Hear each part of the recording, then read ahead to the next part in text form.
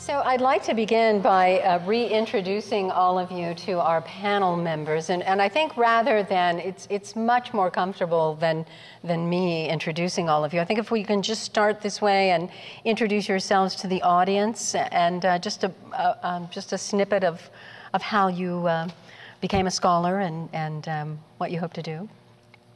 Very well. Good evening, everyone. I am Dr. Lena Sushko-Harned. I am, you can't hear me?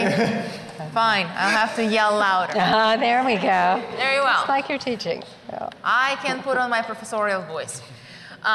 Good evening, everyone. I am Lena Sushko-Harned. I am a professor of political science at Mercyhurst University. I have received my PhD from University of Pittsburgh. And I'm very honored to be on this panel because, to be frank, I am not an expert in Jewish history. I am not an expert in Jewish identity. However, I am born, bred, and educated and trained Eastern European.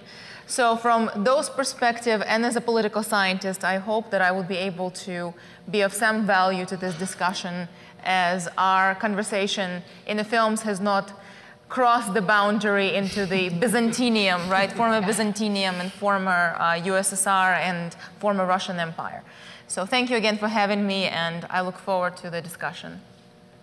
My name is Dr. Robert von Thaden of the Religious Studies Department here at Mercyhurst. I received my PhD from Emory University. My specialty is biblical studies and ancient Christianity, so I hope to be able to enter into conversation with others who know other things this evening.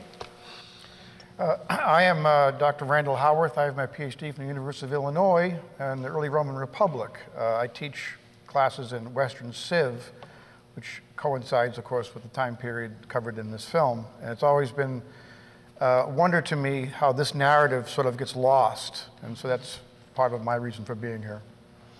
And I'm Kim Young. I'm from WQLN, but I received my PhD from Duquesne University, and I teach at Penn State Behrend, and am a working journalist and still believe in the craft of journalism. I'm Danielle Ropp. I am a student at Penn State Behrend, and I am a history major, so that's my kind of purpose here, I guess. I was the essay contest winner, so still in my study process. My name is Joshua Burns. I teach in the Department of Theology at Marquette University in Milwaukee, Wisconsin. I am very grateful to be here visiting you at Mercyhurst and visiting the folks in Erie. I work primarily in the field of classical Judaism, that is to say the Hebrew Scriptures and the Talmud, but I also teach courses regularly on general topics in Jewish studies over at Marquette. I'm Rabbi John Bush. Everybody smile. They're such solemn faces. Yes. And I'm the spiritual leader at Temple Anshe Chesed in Erie. I was ordained in 1998 as a rabbi at Hebrew Union College, Jewish Institute of Religion in Cincinnati. And before that, practiced law in Cincinnati. And I'll have a release for everybody to sign. No, just glad to be here tonight.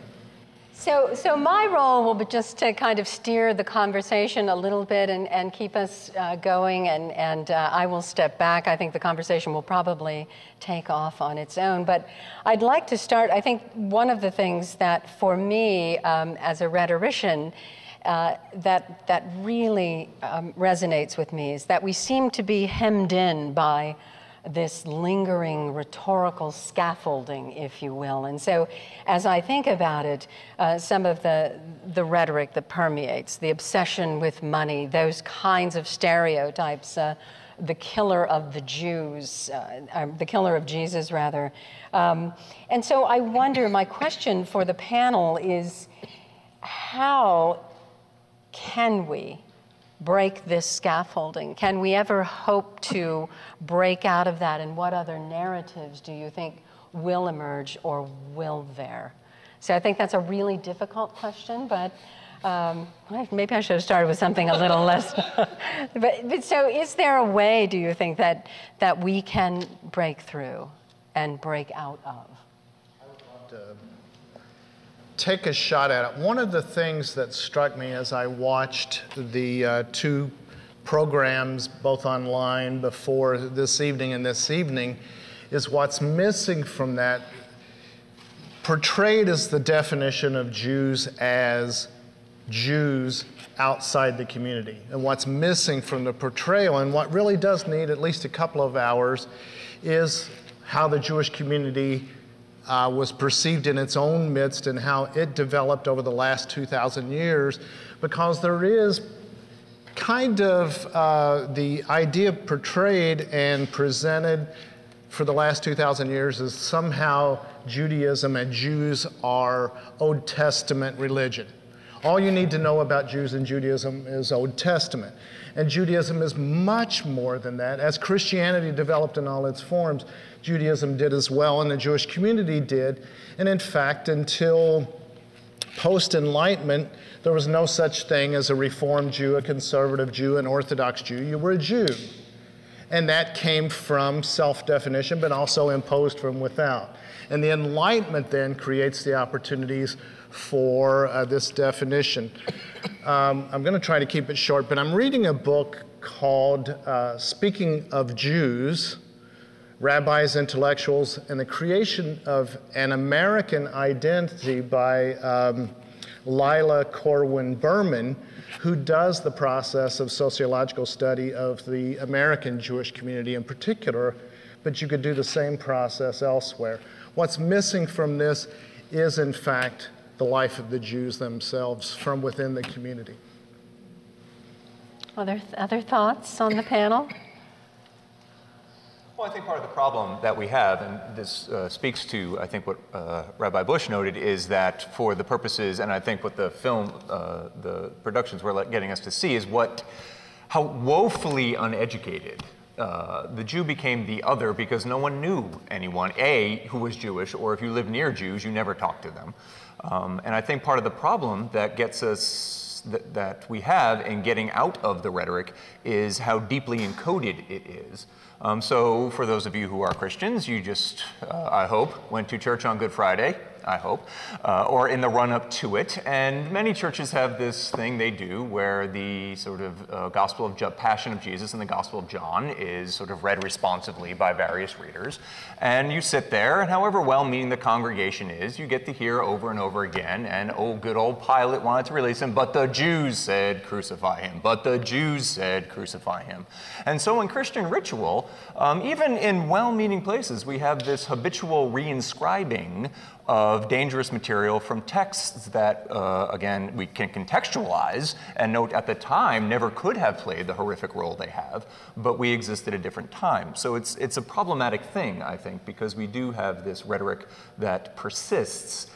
Despite our best effort to contextualize and so forth, it is a rhetoric that is there, and it's a, I always say, if my students are in the back there, they've probably heard, it's the irony of history that Jesus of Nazareth, who was a Jewish man whose Jewish followers proclaimed to be the Jewish Messiah sent by the Jewish God to the Jewish people in fulfillment of Jewish scripture, I've said that a few times, becomes someone who is killed by the Jews, and the Jews become the enemy. And killing the Jews becomes the thing you want to do to, in some sense, in these films, note, to avenge the death of Christ, which, by the way, is the very bedrock of your theological system.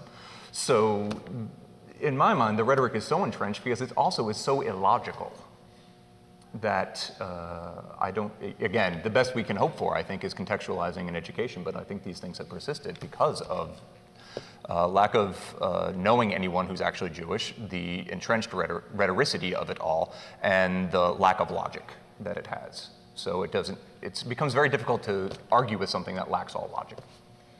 I agree. I think as our society becomes more aware of other races and kind of learning the plight of each race itself, even though being Jewish isn't a race, it's almost kind of seen as a race. And so as we kind of expand our view on other races, we can start to see the plight of the Jews as something we need to be sympathetic for, not something like the evil Jews, but these people have gone through very difficult things throughout their entire history, and that if we expand our opinions and our minds to what they've gone through and apply it to now, we can also start to kind of accept them in all forms of society.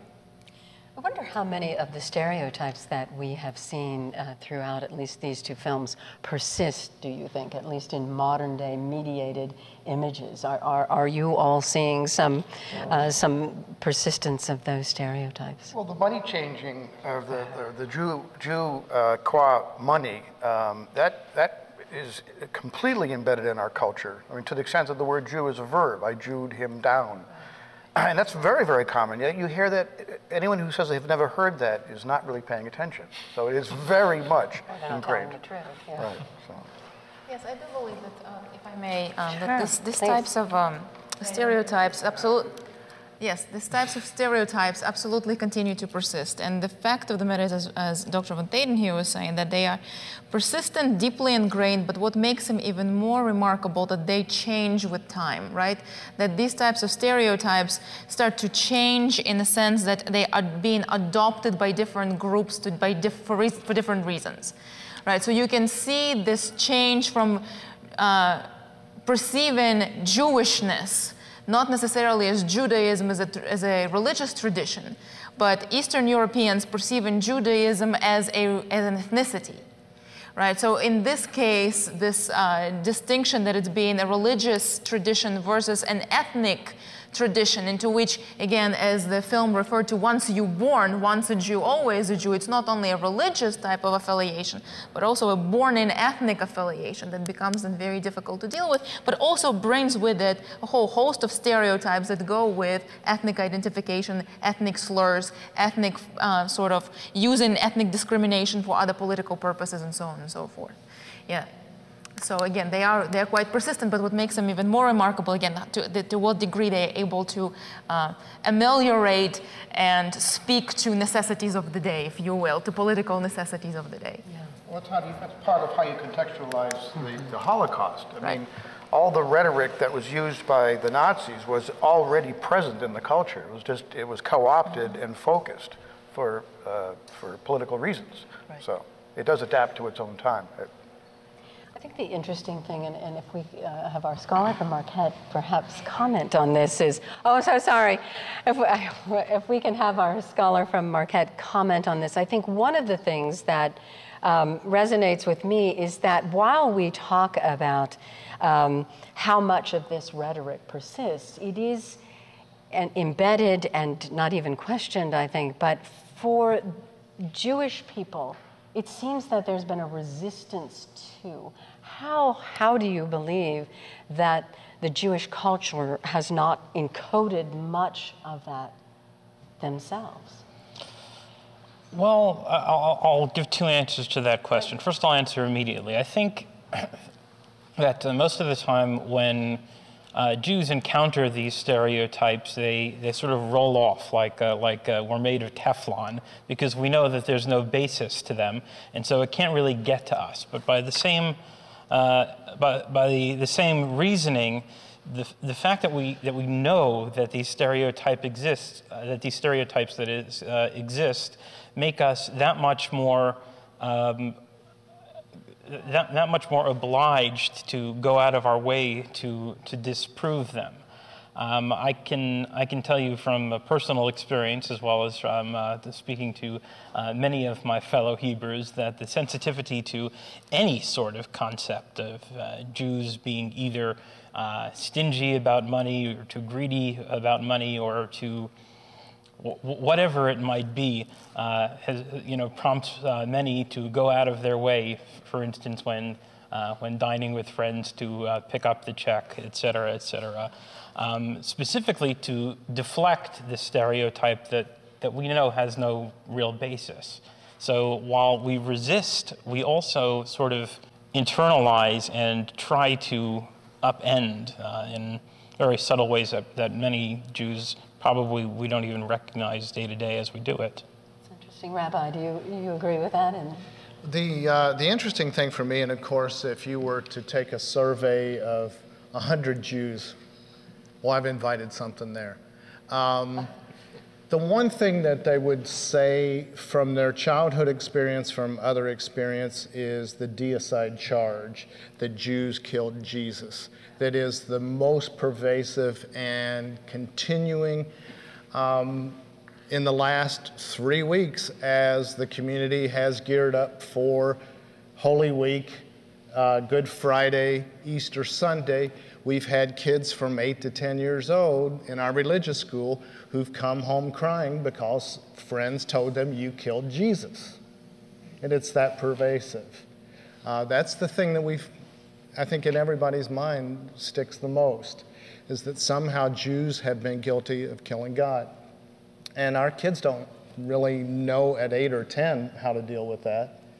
My daughter, we visited this week in Philadelphia this weekend for Passover. She told us about her experience as a 12-year-old probably of beating up the kid next door who accused her of it.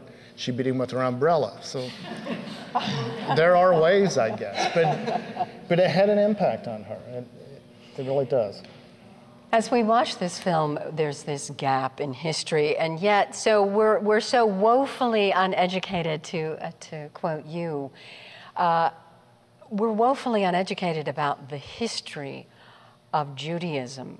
What can we do to educate ourselves? So for everyone here who, like me, so many of those things are not new, but I'm revisiting them and thinking, right, why don't we all know this? Why are there such gaps? What can we do as an American culture, and so I'll keep it here, to really counter that and perhaps in new and rich ways so people are not so woefully uneducated? I hope you have a short answer to that. So, I mean... Well, I look around the room and I see all the gray hair. The problem is we're sort of, in a sense, preaching to the choir. Yeah. Most people here know these things, or at least are acquainted with them to some extent. The problem is that that message is not getting through to younger people.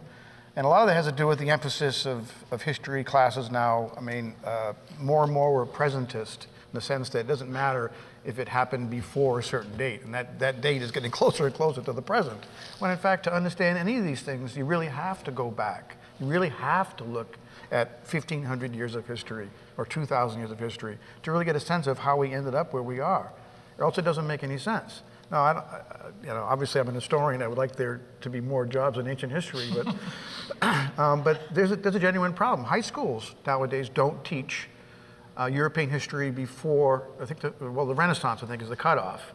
World history courses begin earlier, but for obvious reasons, you're teaching all of world history in however many weeks. How much time can you spend on this story, which is really an important story to the evolution of Western culture? So there's no clear answer except more education, but it's easy to say it. Making it happen, yeah. I don't know. Yeah, I agree again.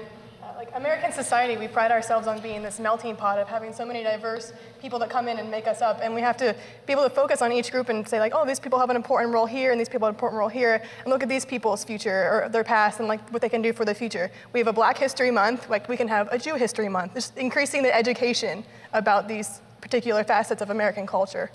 I think it's interesting. So Danielle, you wrote an essay. So you are, well, she's not one of the grayer in the audience. So what interested you and why? So why? In writing the essay? Yeah. Well, as a historian, I'm just very interested in all aspects of history and how they affect the present. And obviously, I focus in my paper on the crucifixion, and this still has a presence today. I mean, children are still told, "Oh, you killed God," So I was very interested to see how events from the past can really still have an effect on people today. So that's kind of where I took that. You killed God is an impossible narrative to counter. So what do you do with that? So we talk about being really generous, and I can't wait to have dinner tonight, so thanks.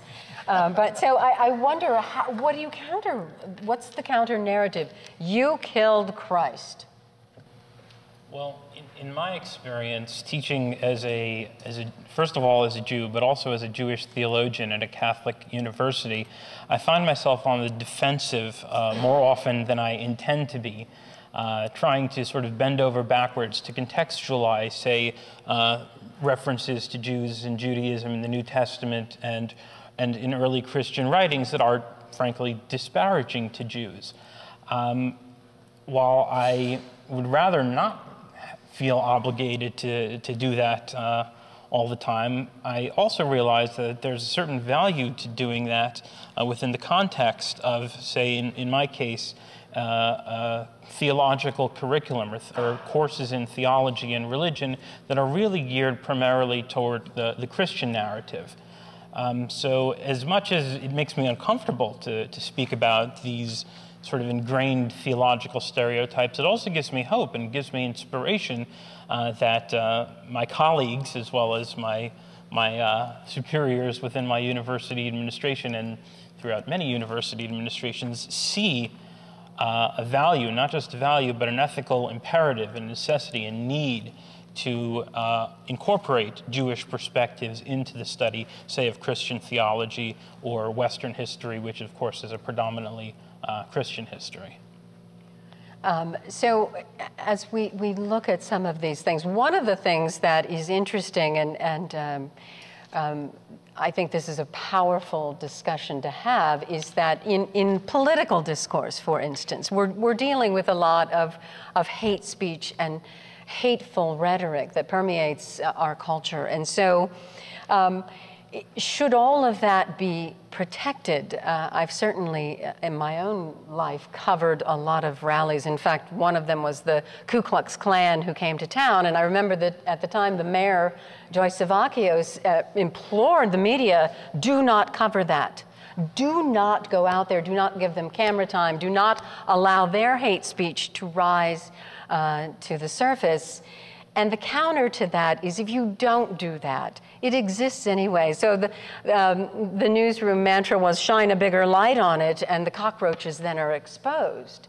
And so should those kinds of things be protected? Should we protect that kind of speech in political discourse, in public discourse? Should we tolerate that? Should we have tolerance for that kind of discourse? And we'll go to... Goodness, you just have the easiest of questions. Let me knock that right off ballpark right here for you. Let me answer that.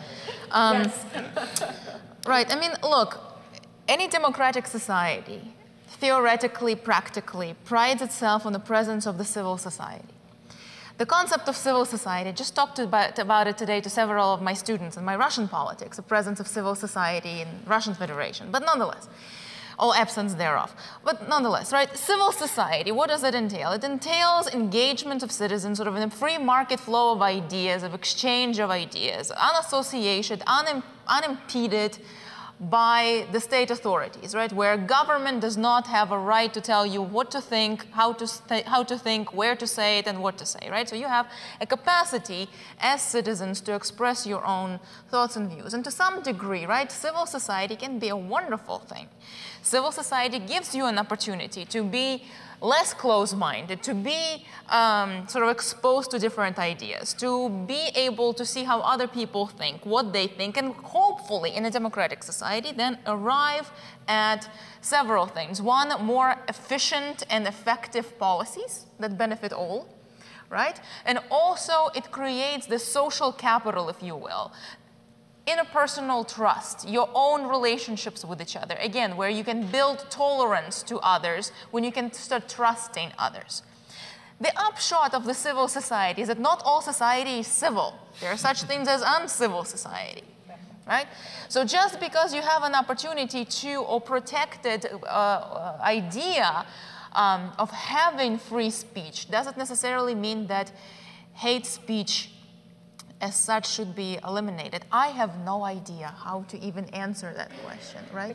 Because on the same note, starting to discriminate which speech shall be outlawed and which speech shall be permitted, we're getting into a very difficult territory when that civil society as itself as a concept is being threatened.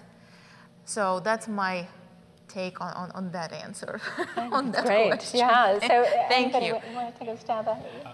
First of all, I agree with the previous comment. One of the liabilities of living in a free society, in a democratic society, is having to face people who take advantage of their freedom of speech, say, in this case, in order to espouse violent speech. But in the film that we just saw, we watched scenes of a very tragic history of repression where a Jewish minority in Christian Europe did not have a voice. And we saw examples of what happens when a minority does not have a chance to voice its opinion. In this case, I think it's fair to, I don't want to make an equation of Jewish rights and hate speech. That's a fairly pernicious equation that people, ironically, who hate Jews today will sometimes level against the Jewish community. But if we want to avoid, as a liberal society, avoid the kind of injustices that were exacted against the Jewish people for roughly 1,500 years, we cannot allow ourselves, and I say ourselves both as a Jewish community within a broader American community, but Americans at large, we cannot allow ourselves to silence the voices of any one group, lest we risk having ourselves silenced in the future in some other context. So 1,500 years of marginalization, of being other. Will it ever change? Is there any hope that, is this the plight of the Jewish people? Is this the yoke that Jews wear? Again, just a simple question. Yeah. These are softballs. I appreciate that. I'm going to deflect that slightly, but I think answer it nonetheless. I think the war is never over when it comes to civil rights of any kind and recognition of the rights of any a group or a point of view. I think it's possible at any point to backslide. All you can do is continue to talk about it, continue to not sweep it under the rug, as it were. And I think that's the only solution. I mean, people will always find reasons to misunderstand and take advantage of each other. And the more they misunderstand each other, the easier it is to take advantage of each other. So all we can do to fight back is try to understand each other. Those of us who care or who know should make it their business to tell the truth as much as possible. To hear the call of the other. To hear the call of the other, sure. Yeah. Any other thoughts about that before I... Well, on a positive note, I would say things will change because things are constantly changing. I can't imagine that, I won't say 100 years ago because I know this university is not 100 years old, but what is it, 1931 was the founding date? 1926. In 1926, we would probably not be having a forum at Mercyhurst University or a forum at my home institution, Marquette University. It was focused on the story of the Jews, and especially in view of a narrative that is pretty unforgiving toward the Catholic Church as well as other churches. That's an amazing change. That as a society, we've progressed to that point. In the film, we heard reference to the expulsion of the Jews from Iberia, from Spain and Portugal. Today, the Spanish government is offering citizenship to Sephardic Jews, or Jews of Spanish-Portuguese descent, as a sort of symbolic gesture of reconciliation. That's a dramatic change. It took 500 years, in essence, to right the wrong. But that's positive change. Now, of course, you know, there are examples of prejudices that don't die. Just last week, there was that tragedy in Kansas City with this white supremacist targeting Jewish facilities. So it's difficult to look at a situation like that and say, well, things have gotten a lot better. But on the large scale, things have gotten a lot better. And as far as will they get completely better, I can only say I hope not, because the day that happens is the day that there is no Jew left on earth. That's just the reality of the situation, and it's not a reality that I think anybody, both within or without the Jewish community who's sympathetic, really wants to see. I think one of the things that struck me, and I don't know if all of you were kind of watching the reaction of the audience, but I think the same kinds of things internally that I was feeling I saw manifest themselves in gestures, just the constant head shaking, and I kept thinking, right, that this thread just keeps running through. How can this continue throughout the ages? How do we not learn from all of these mistakes. And so that gut reaction that all of you had, do you still have those kinds of reactions, all of you on the panel? You're so conversant in the history, but does it still make you wince and Certainly, yeah, absolutely. campuses? Are all of you seeing sort of a cloistering, if you will, and less tolerance from where you're sitting from your perspective? Are we teaching tolerance? Are we doing what we need to do? Should we? If I may, as a foreigner, I'm going to speak right now. When I arrived in this country 15 years ago, and what I see my students today, it's a night and day.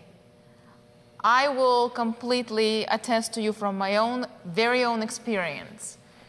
What I have seen in 15 years of American youth, and what I see of my own students, and again, I'm not sure if it's Mercyhurst's education, if it is the middle-class families from which they arrive, or it is a general trend, but I am very pleased with what I see in the youth that comes through my hands. They are a heck of a lot more tolerant than what I saw 15 years ago when I arrived here. They are a heck of a lot more understanding of each other and willing to travel, willing to try new things, willing to talk to each other.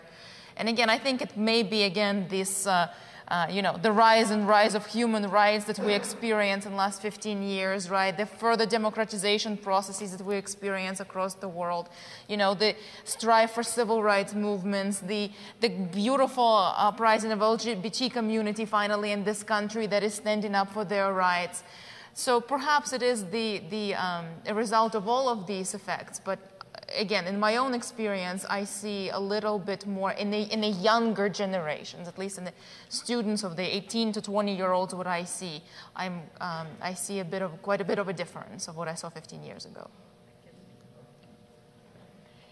So, to this woman's point, is religion, by its very nature, teaching intolerance? The example of let's spread the gospel. I've heard the term unchurched. Let's bring Jesus to the unchurched. And so, by its very nature, does religion teach intolerance? Yes and no. I mean, this is the thing. Any religious system is going to have vast stores of resources for shoring up group identity and teaching intolerance.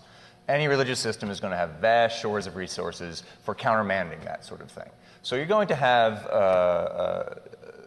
again, religious systems are going to, living religious systems are going to provide all sorts of resources for all sorts of behaviors. If they don't, they're dead, and we don't talk about them anymore.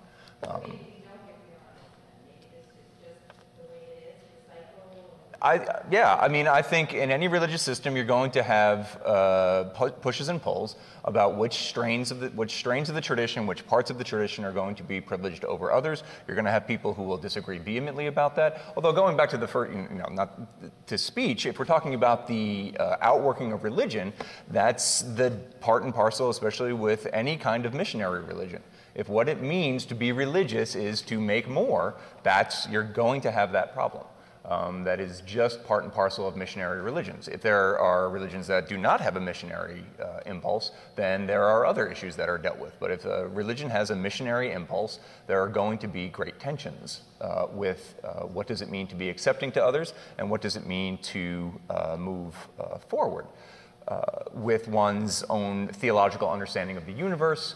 Again, because we must understand what I might find someone to be doing as embarrassing or intolerant or something of those lines. That person does not walk around thinking, I'm being hateful and mean. That person is walking around thinking, I'm doing a good thing. And this is a good thing that I'm doing. So I think this is part of the problem. If someone who does stuff to hurt people, that's one thing. But I think we're really in a pluralistic democratic society where we have the greatest issue is we all have different visions of what the ultimate good will be. And for certain strains of missionary religions, that's going to be in conflict with a live and let live attitude. That'll be in conflict with that. Now, others will have missionary religions who will have a missionary impulse will say the very first thing one needs to do is understand someone else and take them at their own juncture in life. And by your example, that's how you win them, as opposed to telling them they're going to hell or something along those lines. But in any religious system, you're going to have that. So Yeah, so I would say yes, it's the problem, and yes, it could be the solution too. So, as a quick follow-up, I think it's also we can guard against the worst part of that process by not privileging any particular religious message. As long as there's literally a free market idea, a free market of religious notions, as Pollyanna as that may sound, the negative parts of that process are much less likely to gain purchase. It's only when you privilege one or advantage one message over another. So. But then is Western culture still privileging Christianity to our own detriment? That's another question. I mean, it's the reason for the First Amendment is, of course, is an attempt to keep that from happening. I thank all of you. The panel has been marvelous, brilliant scholars and budding young scholars. And for all of you, thank you, Mercyhurst University, for having us here.